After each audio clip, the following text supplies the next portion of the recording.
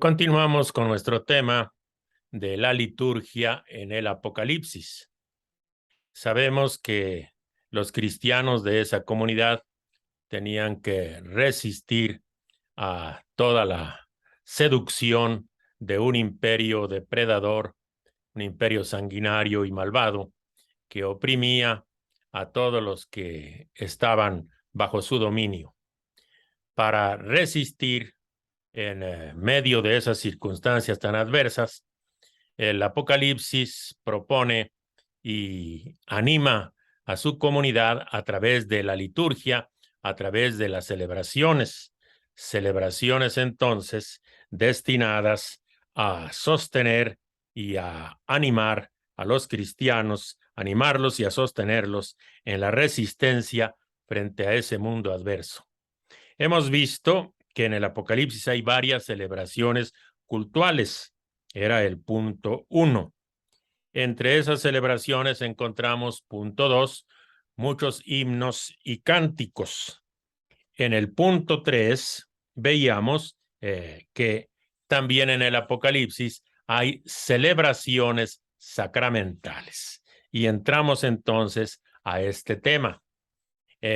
Además diríamos, de la narración de las acciones litúrgicas, el Apocalipsis nos va a presentar varias celebraciones que tienen que ver con los sacramentos de la Iglesia, con los sacramentos de la comunidad cristiana, sus prácticas religiosas litúrgicas, prácticas litúrgicas de la comunidad. Que son las que permiten alimentar la conciencia y sostener a los cristianos con el ánimo y con la fe bien claras en esa situación tan difícil. Vamos entonces a tratar algunos puntos de esas prácticas religiosas sacramentales de la comunidad. Y lo primero que vamos a ver es el Día del Señor. Luego vamos a ver que en esa comunidad se conoce y seguramente se celebra la Eucaristía y también el bautismo como prácticas propias. Que quienes celebran esas prácticas son un pueblo sacerdotal en donde también conocen la existencia de los presbíteros. Eso es lo que vamos a ver por el momento. El Día del Señor. ¿Qué significa esto del Día del Señor? Curiosamente, en el Apocalipsis vamos a encontrar que las visiones que tiene el profeta Juan, sus visiones acontecen un día domingo. Y domingo en el Apocalipsis se dice Kiriaké Gemera. Kiriaké del Kyrios, Gemera, día del Kyrios. Gemera es día. Entonces, Kiriaké Gemera, día del Kyrios. Y se traduce día del Señor, día del Señor. Y este día del Señor es precisamente el nombre cristiano que se le da al primer día de la semana, al que los romanos lo llamaban el día del sol. Recordamos el día del sol, domingo para nosotros, el día de Dies Solis, luego venía el día de la luna, lunes, el día del dios Marte, martes, el día de Mercurio, el día jueves de Júpiter, el viernes de Venus, el sábado de Saturno, todavía se conserva en inglés, y el domingo otra vez día del sol. Pues los cristianos a ese primer día de la semana le nombran Día del Señor porque Jesús resucitó el primer día de la semana. El llamar así Kiriaké Gemera, Día del Señor, significa que ya tenían institucionalizada la reunión semanal de la comunidad dedicada al culto para recordar a Jesús resucitado. Eso es fundamental. La comunidad se reunía el primer día de la semana en que resucitó el Señor para celebrar su fe y confirmarse claramente que allí donde Jesús estuvo muerto, ahora está vivo por los siglos de los siglos, como lo dice. Bien, ¿qué hacían el día del Señor? Seguramente, ¿verdad? Y como aparece en los textos, el día del Señor resucitado, se celebraban la Eucaristía, porque la Eucaristía, ¿qué cosa es? Es la presencia de Jesús en medio de nosotros. Y esa presencia del Señor, pues hay que experimentarla, vivirla y celebrarla justamente el día en que se recuerda su resurrección, el día del Señor. Por lo tanto, ese día del Señor está centrado en esa Eucaristía o mesa compartida comunitariamente. Hay varias alusiones a la práctica eucarística de la comunidad del Apocalipsis, varias alusiones. Por ejemplo, en la carta a la iglesia de Pérgamo se habla del maná escondido, seguramente en contraposición a las ollas de carne de Egipto, la carne inmolada a los ídolos. Entonces, en alternativa a esa carne que da como limosna el dominador, el poder dominador, los cristianos celebran la comida compartida, que es ese pan que Dios les da y que ellos comparten y que recuerda el maná que Dios daba a su pueblo para alimentarlo en su camino hacia la libertad. Entonces el maná escondido o Eucaristía es el viático, el pan que nutre para acompañarnos en el camino hacia la libertad. Luego, en la carta a la iglesia de la Odisea, Jesús toca la puerta. Recordamos, toca la puerta. Y en caso de que alguien le abra, dice, cenaré con él y él conmigo. En este caso, el cenaré alude a la cena del Señor. Otra posible referencia a la Eucaristía se refiere al banquete de bodas del Cordero. Y aquí subrayamos, remarcamos la palabra banquete, una comida, pero no una comida cualquiera, una comida festiva que celebra el amor del Cordero, el amor de Jesús por su comunidad. Eso es la Eucaristía, celebrar el amor de Jesús por la comunidad. Y por eso la Eucaristía se celebra en comunidad. También recordamos que en el Apocalipsis aparece al final un saludo litúrgico, la súplica ven Señor Jesús, que recuerda la expresión aramea Maranatá. Y esto era propio de la Cena del Señor, de la liturgia de la Cena del Señor, como aparece en 1 Corintios 16, 22, y que por cierto se ha recuperado en nuestras liturgias actuales después de lo que llamamos el relato de institución. Se dice, anunciamos tu muerte, proclamamos tu resurrección y luego, ven Señor Jesús. Esa expresión que aparece al final del libro del Apocalipsis, una expresión claramente litúrgica, alude pues a la cena del Señor. La comunidad cristiana celebra la cena del Señor, celebra la Eucaristía. Ya no existe otro sacrificio, nada, no existe otro sacrificio. Basta con hacer memoria o el memorial de la entrega única e irrepetible del Cordero degollado, la entrega única e irrepetible de Jesús. El Apocalipsis, entonces, el día del Señor celebraba la Eucaristía. Pero en el Apocalipsis también se conoce la práctica del bautismo y sobre todo la vamos a ver a través de dos referencias muy claras, diríamos en los textos, pero no siempre claras para todos nosotros porque no estamos muy acostumbrados. El hecho de los vestidos blancos y también el hecho de el sello, marcar con el sello. Entonces, varios personajes del Apocalipsis son caracterizados porque aparecen con ropas de color blanco. Y esto es una alusión a la liturgia pascual en la que los nuevos bautizados eran revestidos con ropas blancas, simple y sencillamente, ropas blancas para los nuevos bautizados, que por cierto, al domingo siguiente de la Pascua seguían llevando sus ropas blancas y por eso se le llamaba Domingo in albis, domingo de los vestidos blancos.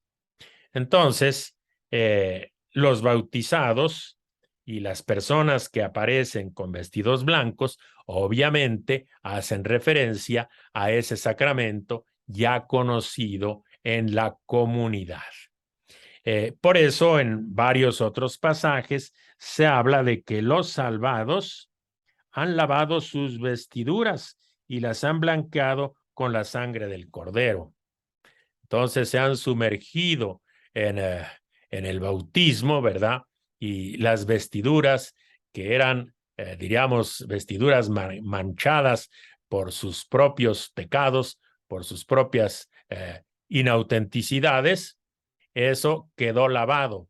Y es la sangre del Cordero quien blanquea, quien perdona los pecados. Ustedes saben que con la sangre, pues no se blanquea algo, pero cuando se habla de que Jesús con su muerte, en donde entregó y derramó su sangre por nosotros, perdona nuestros pecados, entonces blanquea nuestras vestiduras. Bien. A la iglesia de la Odisea, por otra parte, se le reprocha que es una iglesia tibia. Acuérdense, es la tibieza en el Apocalipsis, ¿verdad? Es vomitable. ¿A qué cosa le invita el Cristo resucitado a esa iglesia que vive con tibieza? Pues a conseguirse vestidos blancos para que se cubra, a retomar pues el vestido de su bautismo, a vivir su opción bautismal, su opción por Jesús. Entonces, esas vestiduras blancas son una alusión clara a la práctica del bautismo. Pero también hay otra referencia al bautismo y se trata de el sello, ese sello que llevan en la frente los seguidores del Cordero. Es una probable referencia, según algunos autores, al bautismo, ¿verdad? Precisamente cuando somos marcados por el sello del Espíritu de Jesús. Entonces, tanto los vestidos como el sello son elementos simbólicos de la práctica bautismal que ya estaba institucionalizada en la comunidad del Apocalipsis. Bueno, ahora, ¿quiénes celebran esas acciones litúrgicas? Porque efectivamente, si se hace una liturgia, alguien la celebra. Entonces vamos a ver que hay un pueblo sacerdotal y dentro de ese pueblo sacerdotal también aparece el ministerio de los presbíteros, lo voy a marcar de una vez, de los presbíteros o de los ancianos. Los presbíteros, en griego, presbítero quiere decir los más ancianos. Presbís es el viejo, presbítero el más anciano. Bueno, entonces, en el Apocalipsis, los oficiantes requeridos para la liturgia, lógicamente, tienen que ser los oficiantes autorizados. De los actos de culto, tiene que ser algunas personas. Y nosotros estaríamos acostumbrados inmediatamente a mencionar un cuerpo sacerdotal reducido. Pues resulta que en el Apocalipsis Jesús hizo de todos los cristianos, de todos sus seguidores, un reino y además sacerdotes para su Dios y Padre. Entonces, todos los que creemos en Jesús participamos de una condición sacerdotal que Él nos ha dado. Todos somos sacerdotes y por eso todos podemos ofrecerle culto a Dios y participar como oficiantes de esa liturgia. Y esos sacerdotes también, como son un reino, reinarán sobre la tierra. Entonces, de esta condición regia, ¿verdad? Y de este sacerdocio participan todos los creyentes en Jesús, sin excepción, hombres y mujeres. Todos participamos del sacerdocio que nos ha dado Jesús, que nos ha hecho, además de un reino, condición regia, dignidad humana, nos ha hecho sacerdotes para poder efectivamente celebrar la liturgia, celebrar el culto a Dios, el culto a Jesús, porque ellos dos son dignos de recibir todo honor y toda gloria. Bueno, entonces, todo el pueblo cristiano, toda la comunidad, participa de esa condición sacerdotal. Pero dentro de esa comunidad ya se menciona a los presbíteros o ancianos. ¿De qué manera? Pues el profeta Juan dialoga con uno de ellos y de uno de esos presbíteros recibe instrucción. Esto es un indicio de que el ministerio de los presbíteros también ya había sido institucionalizado en las comunidades. Entonces, resumiendo, en la comunidad del Apocalipsis tenemos una institución que es el Día del Señor, el domingo.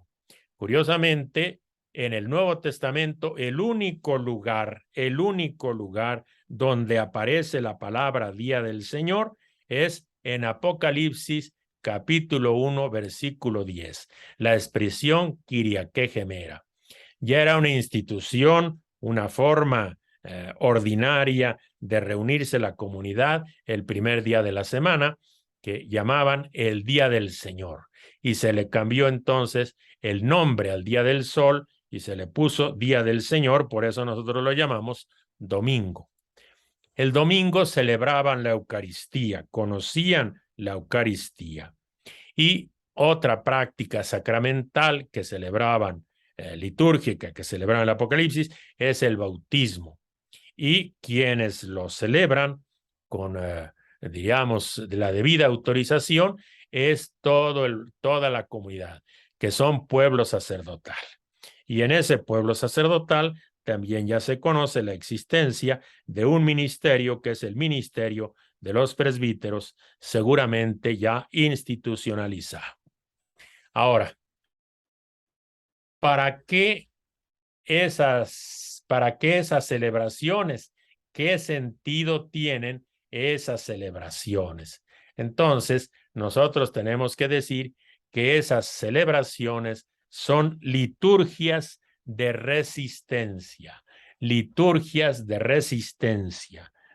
porque sirven para instruir, para consolar y cultivar la esperanza en la justicia de Dios, que tanto lo necesitan en las comunidades del Apocalipsis.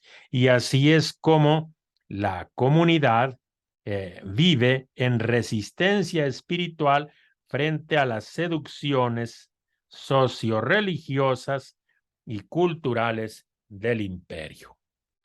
Entonces, celebran una liturgia para resistir espiritualmente con convicciones, con principios de fe, apoyados en Dios, para resistir a toda esa seducción religiosa y cultural del imperio en el que viven. Y es entonces lo que vamos a ver ahora en algunos incisos.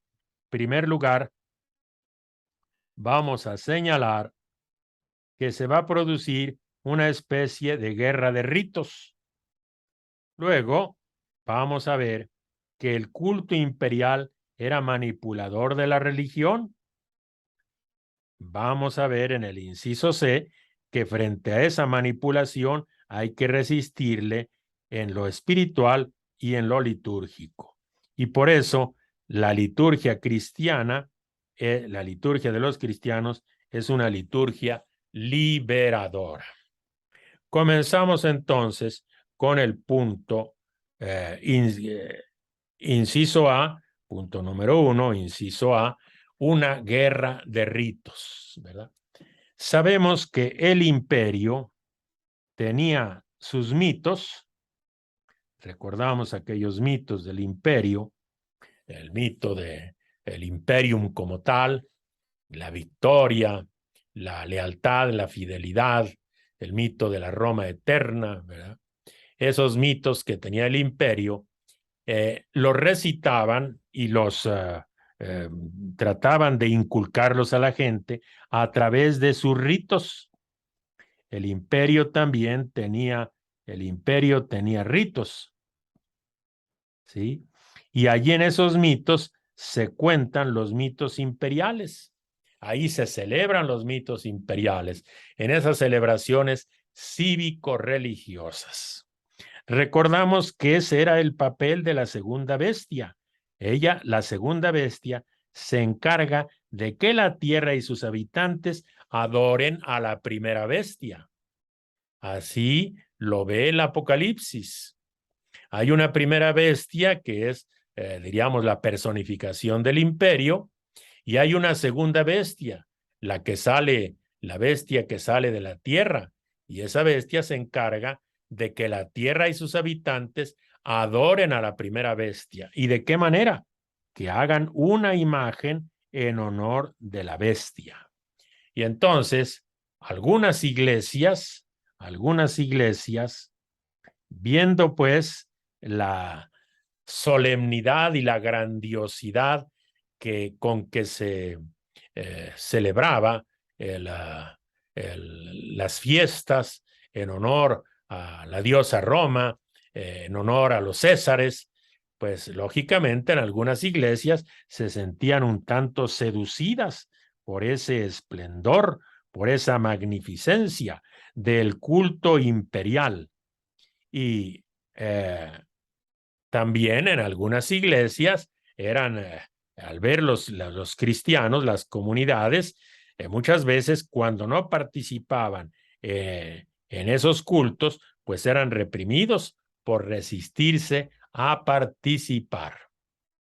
Sobre todo cuando se hacían estatuas a la bestia, ¿verdad? Estatuas a la bestia y algunas prácticas idolátricas. Entonces, por contradecir el culto imperial, los cristianos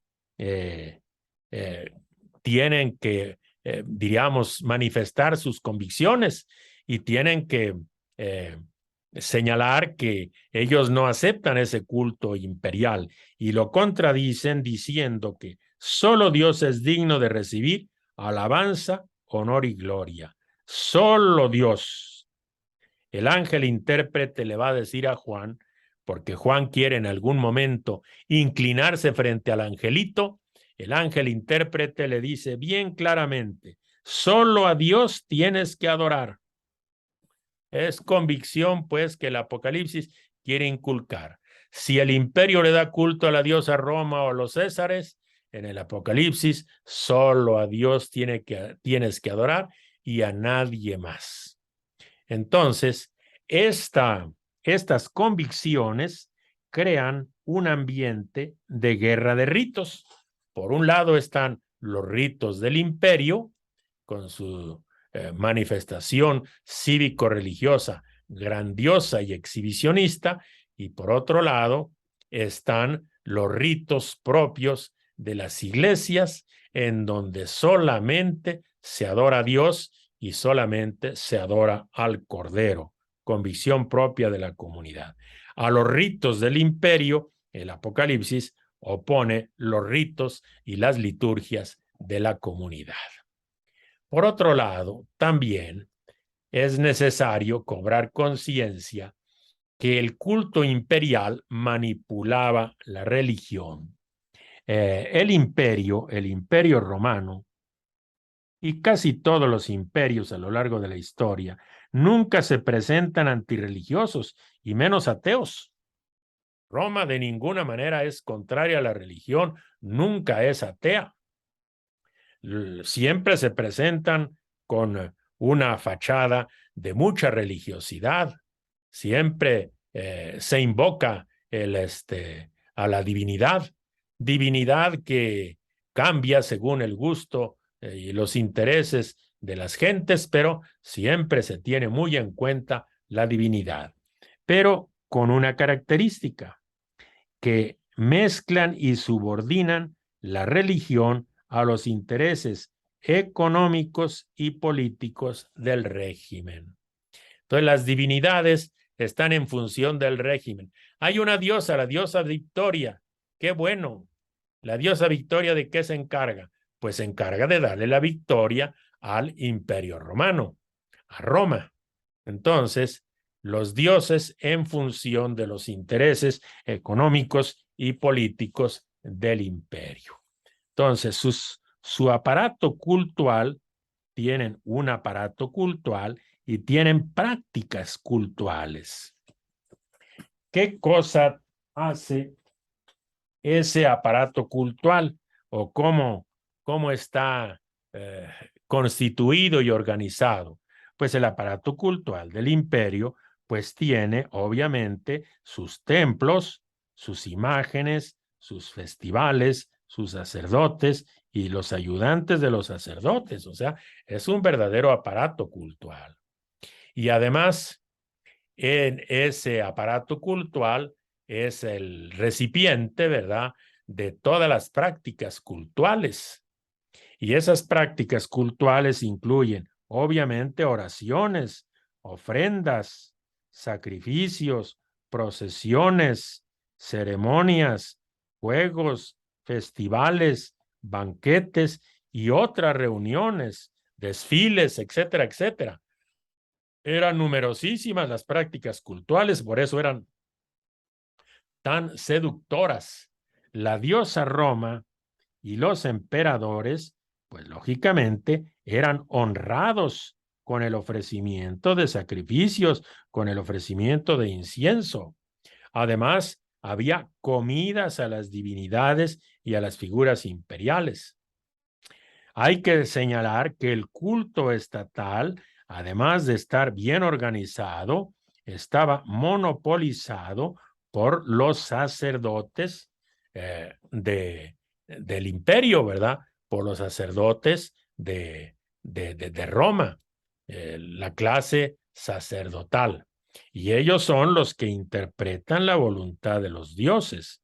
Además, como toda práctica cultural, también tenían un calendario festivo y en esas celebraciones se recitaban los mitos del imperio, se honraba a la diosa Roma y se celebraba que Roma era eterna. Y ahí se explicaba que así como el mundo fue creado al principio, así será siempre, con Roma al frente del mundo, llevando adelante su imperium. Entonces vamos a hacer ahora un pequeño resumen en este cuadrito, rápidamente, un pequeño resumen sobre el culto imperial. Recordamos, el culto imperial está dirigido a los dioses, a Roma y al emperador. Se celebraba en templos e instituciones del aparato cultural. Se hacen ceremonias, sacrificios, ofrendas, banquetes. Siguen un calendario de fiestas y de juegos. Todo está calendarizado, ¿verdad? Lo celebran, lo ofician los colegios sacerdotales y entre esos colegios sacerdotales está su pontífice máximo. Y en esos actos de culto se evocan los mitos imperiales e incluso los oráculos civilinos, los oráculos de las sibilas, que casi siempre pronunciaban oráculos, pues una especie de profecías a favor y por el bien de Roma. Entonces, frente a ese grande aparato y a esas enormes celebraciones, nosotros tenemos que ver cuál era la tarea, pues, de la comunidad cristiana. ¿Y cuál fue la tarea que se propuso el Apocalipsis? Pues organizar la resistencia espiritual y la resistencia litúrgica frente a ese imperio. ¿Y por qué? Porque es un imperio que, a pesar de aparecer muy religioso, reprime y da muerte a los que no adoran la imagen de la bestia. O sea que muy religiosos, pero al que no se somete a su práctica religiosa es llevado a la muerte. Si no adora la imagen de la bestia, pues es llevado a la muerte, como dice en 13:16. Para resistir en esa circunstancia, pues se requiere fuerza espiritual, requiere muchas convicciones. Solamente así se puede resistir a ese poder sanguinario. Por eso es que entonces las liturgias del Apocalipsis crean una atmósfera de buena noticia que va a impregnar el relato. La liturgia del Apocalipsis quiere mantener viva la esperanza de las comunidades. ¿Esperanza en qué? En que a final de cuentas, en medio de ese imperio sanguinario, va a triunfar, habrá una victoria final de la justicia de Dios sobre ese poder opresor. El culto, entonces, el culto como tal, no es simplemente cualquier rito, sino el culto va a poner a los creyentes en sintonía con los propósitos de Dios, con el Dios verdadero, el Dios que es justo, el Dios que ama la vida.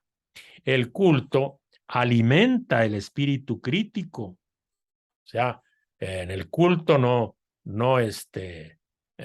solamente levantan los ojos al cielo, sino que claramente se dan cuenta que el exhibicionismo aparentemente religioso del imperio, pues es algo falso, porque además están haciéndose cómplices de un imperio sanguinario.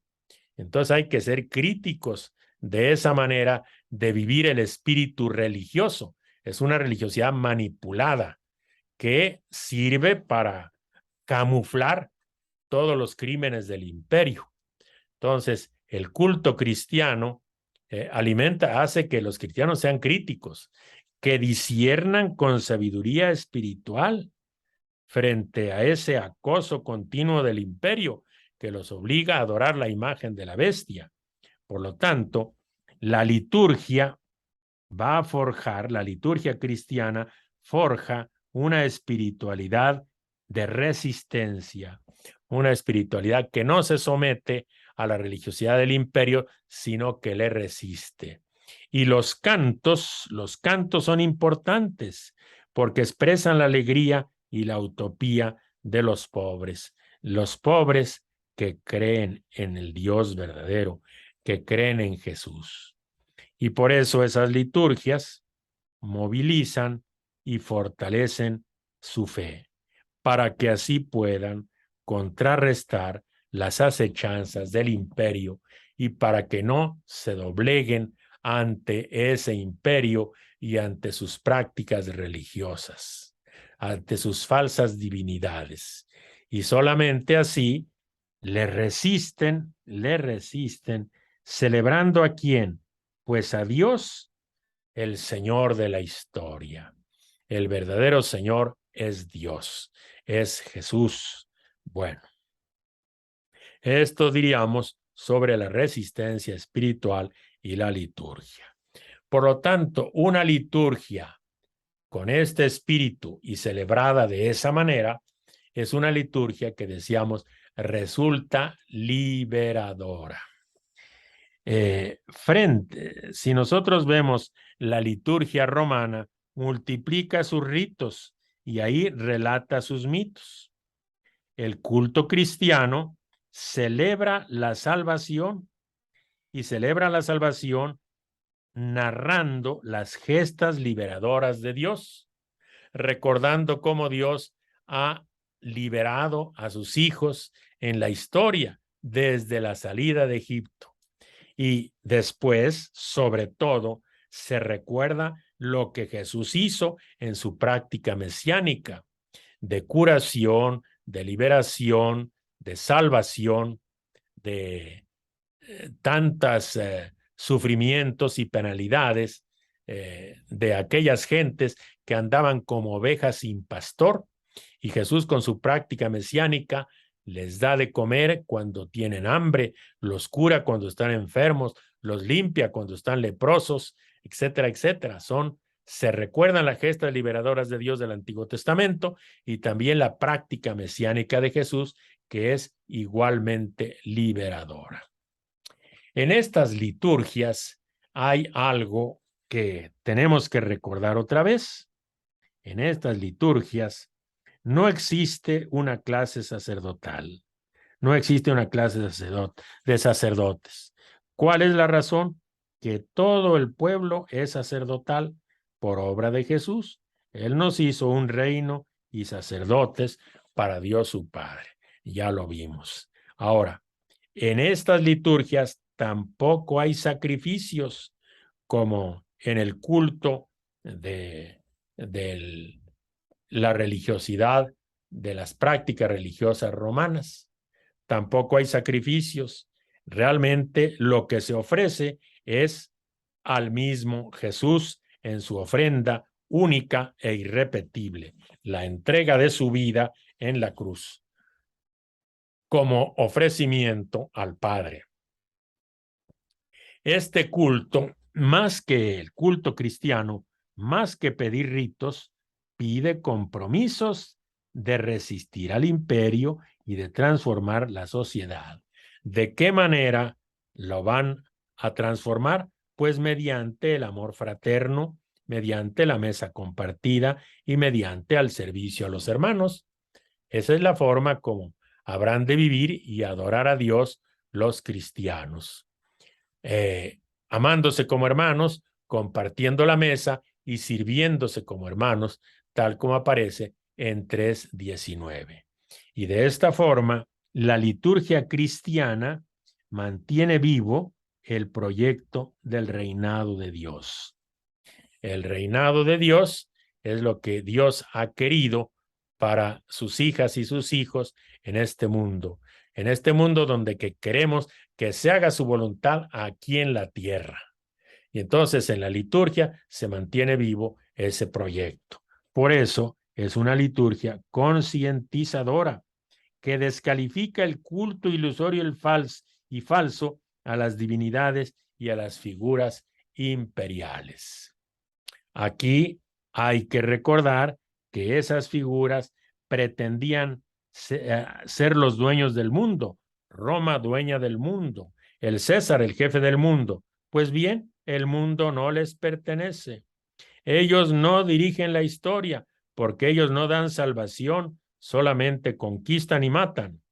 En este sentido, el culto cristiano, pues, es un culto liberador de toda esa manipulación religiosa, manipulación de la conciencia y de la vida de los creyentes. Bueno, pues esto es lo que hemos visto sobre la función de la liturgia en el Apocalipsis, que son liturgias de resistencia. Se oponen, se hace una guerra a los ritos del imperio, por eso hay una guerra de ritos. Se critica el culto imperial como manipulador de la religión, aparece con mucha claridad, y luego se resiste espiritualmente, con un vigor y una fortaleza espiritual para resistir ante la seducción de la parafernalia de los cultos imperiales. Y en este sentido, la liturgia para los cristianos es un lugar de liberación, donde recordamos las gestas liberadoras de Dios, la práctica de Jesús, y recordamos que para nosotros la forma coherente de vida y de darle culto a Dios es en el amor fraterno, compartiendo la misa y sirviendo a los hermanos, sirviéndonos unos a otros.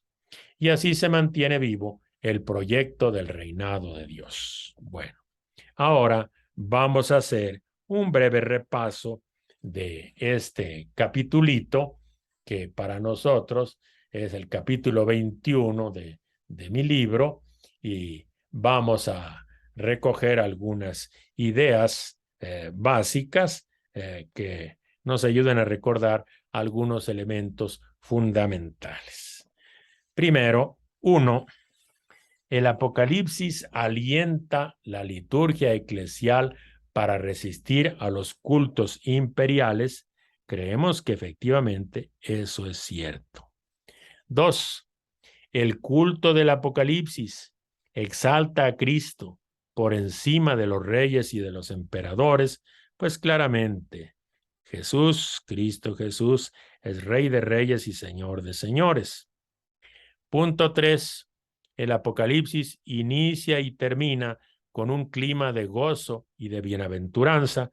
Pues sí, la liturgia siempre es una liturgia en paz, en serenidad, en gozo, en esperanza. 4. Los tipos literarios de los himnos del Apocalipsis se inspiran en los salmos del Antiguo Testamento. Naturalmente forman parte de esa tradición. Entonces, los salmos se actualizan y dan espíritu a esos himnos y cánticos que aparecen en el Apocalipsis, que por cierto, esos himnos y cánticos generalmente los rezamos en las vísperas de entre semana, casi todos los días de la semana, de lunes a viernes, a sábado, pues aparecen los cánticos del Apocalipsis en la oración de las vísperas, que son, pues se alternan ahí con los salmos del Antiguo Testamento, ¿verdad? Y son más o menos del mismo tipo literario. Número 5. El domingo como día de culto ya estaba institucionalizado en el Apocalipsis. Eso es lo que se piensa. Y en el Apocalipsis aparece ya ese nombre, Día del Señor. Domenica Dies en latín, y de ahí pasa al español domingo. Número 6. En el Apocalipsis hay elementos simbólicos de las prácticas bautismales de la Iglesia. Efectivamente, ¿verdad?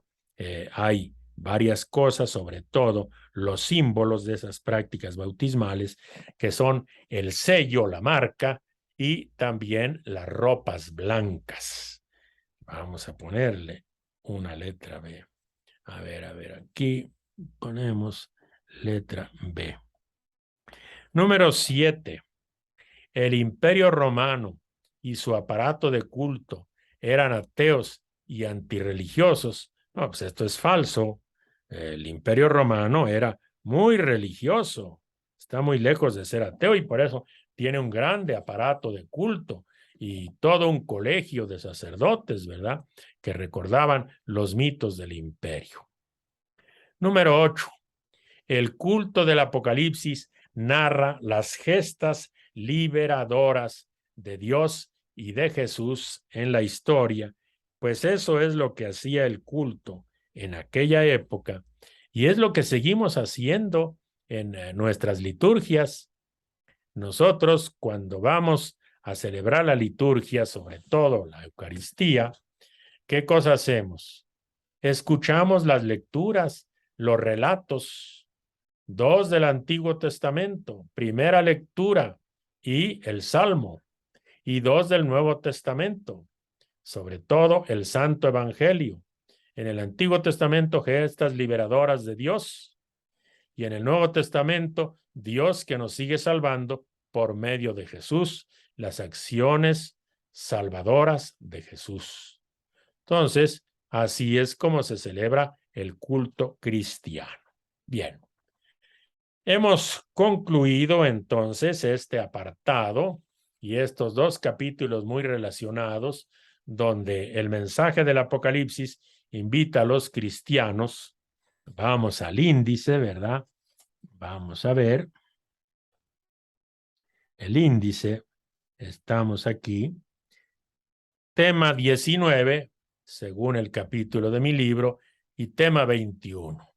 El Apocalipsis invita a resistir al imperio, ese imperio en medio del cual viven los cristianos, que están sometidos y dominados, pero tienen que resistirle y no dejarse someter ni dejarse dominar, sobre todo en su conciencia y en su vida.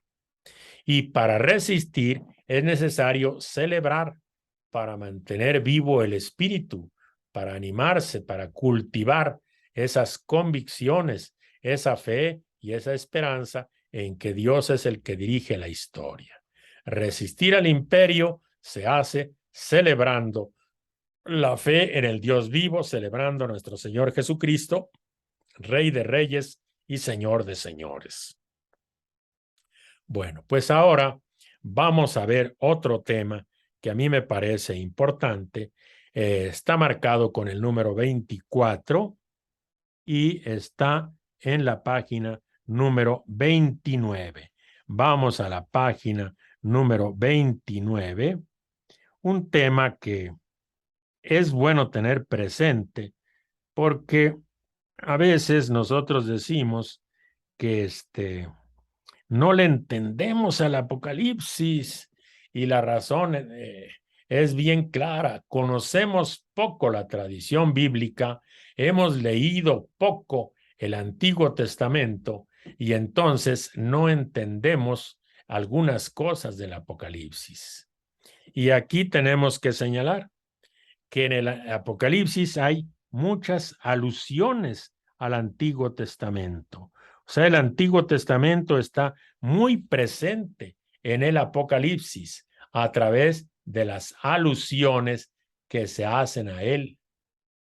Alusiones continuas. Fíjense ustedes que en el Apocalipsis no encontramos ninguna cita textual del Antiguo Testamento. Nunca se dice en el Apocalipsis como está escrito, como dice el profeta o como dice David en el libro de los Salmos. Eso nunca aparece en el Apocalipsis. Sin embargo, las referencias al Antiguo Testamento son continuas. Las frases, las palabras y las imágenes del Antiguo Testamento son continuas en el Apocalipsis. Vamos a señalar un poquitito algo de matemáticas. En el Apocalipsis hay 404 versículos. Pues en esos 404 versículos, por lo menos en 278, quiere decir mucho más de la mitad de los versículos del Apocalipsis, allí se contienen expresiones o frases o palabras del Antiguo Testamento. Y sobre todo se aluden a algunos libros. Los libros de Ezequiel, de Daniel, del Éxodo, de Isaías, de Zacarías y de los Salmos. Alguien diría, ¿cuál es la biblioteca del Apocalipsis? La biblioteca. ¿Qué libros están en la biblioteca de quien escribió el Apocalipsis? Pues está sin duda todo el Antiguo Testamento, pero sobre todo vean ustedes que se mencionan a los profetas, Ezequiel, Daniel, Isaías y Zacarías. Otro libro al que se alude mucho es el libro del Éxodo. Obviamente, la liberación del pueblo del poder opresor de los egipcios. Y también se alude mucho a los salmos, que celebran la acción de Dios en la historia a favor de su pueblo, precisamente para librarlo de todos los males y de todas las desgracias que enfrenta.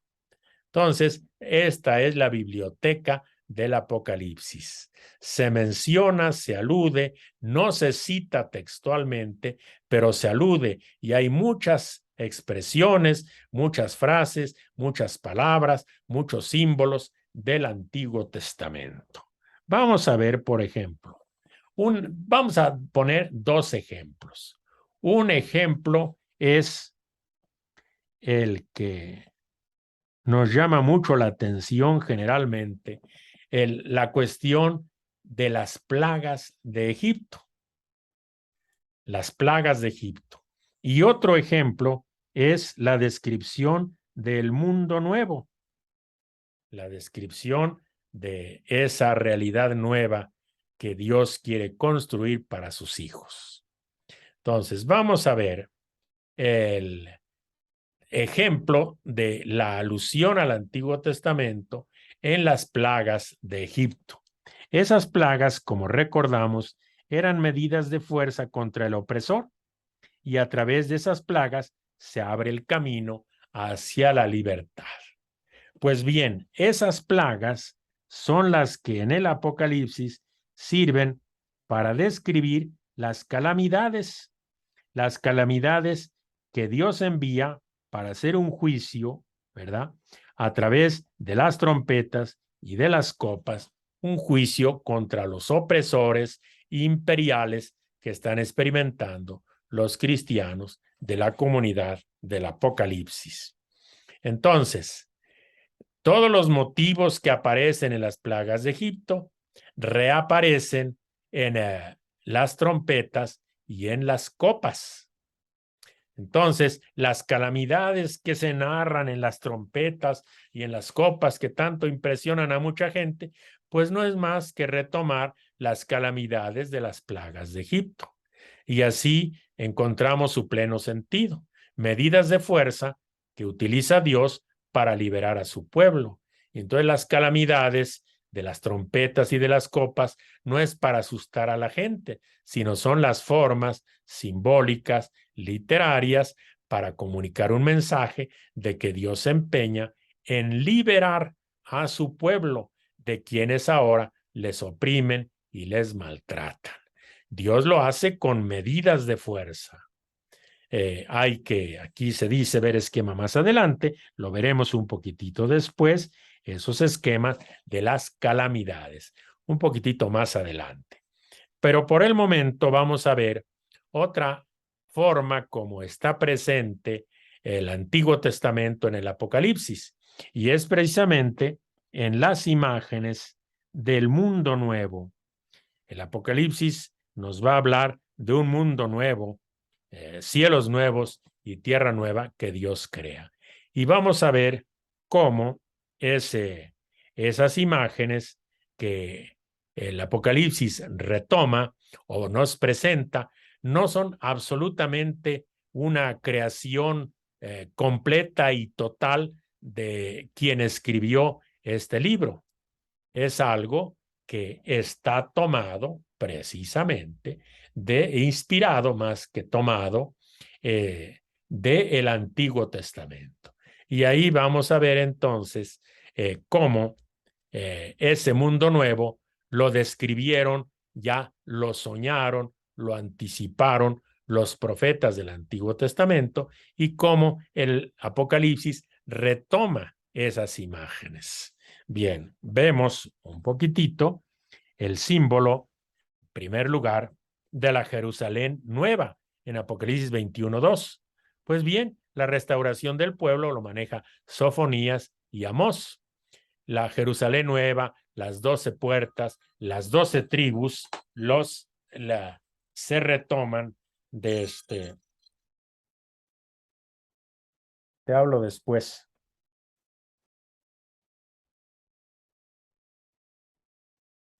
Lo retoma el Apocalipsis. Luego, otro motivo del mundo nuevo, cuando los profetas hablan del universalismo, de la inclusión de todos los pueblos, en Isaías o en Sofonías, pues en el Apocalipsis habla de sus pueblos, los pueblos de Dios que son incorporados en la Jerusalén celeste, y también las naciones participan de esa Jerusalén del cielo. También el tema de la paz y de la felicidad que anunciaron Amós e Isaías los maneja el Apocalipsis en la abolición de la muerte y el árbol de la vida. Otro tema, la creación nueva. En Isaías y en Ezequiel, el Apocalipsis habla de cielo nuevo, tierra nueva, y Dios lo recrea todo, creación nueva. Ciudad nueva en Isaías y en Miqueas. La ciudad santa, que es la morada de Dios con su pueblo, pues es una ciudad nueva. Luego, una liturgia sin fronteras donde se le dará culto a Dios. Ahí lo encontramos en Isaías y en Miqueas. Pues bien, en el Apocalipsis vienen las naciones que llegan y le dan gloria a Dios. Todas las naciones en una liturgia sin fronteras. Y el disfrutar la presencia de Dios, según Isaías y Sofonías, pues en el Apocalipsis Dios estará con ellos, estará presente con ellos. Ya no hay templo porque Dios y el Cordero son su templo. Entonces, esto es lo que nosotros encontramos en, diríamos, en el uso y el retomar, el recrear, el mantener el vivo el espíritu del Antiguo Testamento. Ahora, lo llamativo del Apocalipsis es algo muy llamativo, es la libertad admirable con que se maneja el Antiguo Testamento, ¿verdad? El texto del Antiguo Testamento. El Apocalipsis no teme en modificar y combinar los textos. Y muchas veces interviene manejando esos textos de una manera sumamente libre. Hay que señalar esto, la libertad en el manejo de esos textos, ¿verdad? Algunos cambios que suceden no son fortuitos, ¿verdad? Sino simplemente que esos cambios se ponen al servicio deliberadamente de una intención teológica para anunciar el mensaje. En Apocalipsis 11, por ejemplo, se recuerda, en Apocalipsis 11, se recuerdan unas visiones de Zacarías. Allí se habla de un candelabro y de los dos testigos y un candelabro. Pues bien, el Apocalipsis con mucha libertad, menciona también a los dos testigos, ¿verdad? Pero en lugar de un candelabro, el Apocalipsis menciona dos candelabros correspondientes a los dos testigos. Eso nos muestra la grande libertad como el Apocalipsis maneja y alude al Antiguo Testamento. No hace cita, alude y por eso es libre. Bien, en Apocalipsis 22:5, 22:1-5, del 1 al 5, ¿verdad? Va a presentar las condiciones paradisíacas. Pero uno diría, bueno, entonces, como al principio en el Génesis Dios expulsó al hombre y a la mujer del paraíso, ahora se regresa al paraíso. Sin duda, hay referencia a ese texto de Génesis 2, de la expulsión del paraíso y del paraíso mismo, pero se retoman también textos de Ezequiel. Pero no se trata de un retorno, no se piensa en un retorno en el paraíso, sino que el paraíso ahora se recrea y se presenta como culminación de toda la historia. No se va para atrás, sino se va hacia adelante. Entonces, esto significa que cuando los cristianos del Apocalipsis leen el Antiguo Testamento, el Espíritu les inspira para ver el verdadero alcance de las profecías del Antiguo Testamento. Entonces, la abundancia de alusiones significa que en el Apocalipsis y en esos cristianos, que la venida de Cristo a este mundo ha puesto de manifiesto el pleno cumplimiento de esas profecías, no la repetición, sino su cumplimiento. Alcanzan su máxima expresión. Hay que señalar que lo anunciado en el Antiguo Testamento es un anuncio, es un anticipo. Eso se cumple con la llegada de Jesús, con su vida, con su testimonio, con su práctica mesiánica. Y eso muestra que en el Apocalipsis se actualiza y se ve la importancia de la escritura. Y esa actualidad y esa importancia incluso les llevan a modificar la letra de los textos para adecuarlos a las nuevas circunstancias que viven las comunidades cristianas. Y por eso es una forma de actualizar y de reinterpretar esos textos. Y esa es la tarea de las comunidades. La tarea de las comunidades, una de sus tareas prioritarias, es precisamente la de releer los textos de la Biblia y actualizarlos para que iluminen las nuevas circunstancias. La letra de los textos importa, pero no importa tanto como el mensaje que Dios hace oír a través de ellos. No son esclavos de la letra, sino son gente que de esa letra recoge el espíritu. Y entonces, por eso, al recoger el espíritu, recogen el mensaje y por eso a veces cambian algo en su formulación para actualizarlo, para apropiárselo y así lo reinterpretan. La vida cristiana no está al servicio de los textos, sino son los textos del pasado, se ponen al servicio de la vida y al servicio de la actuación que Dios hace en medio de su pueblo en el presente. Bueno, y creo que con esto podemos decir que hemos terminado este tema y continuaremos con otro tema que vendrá a continuación.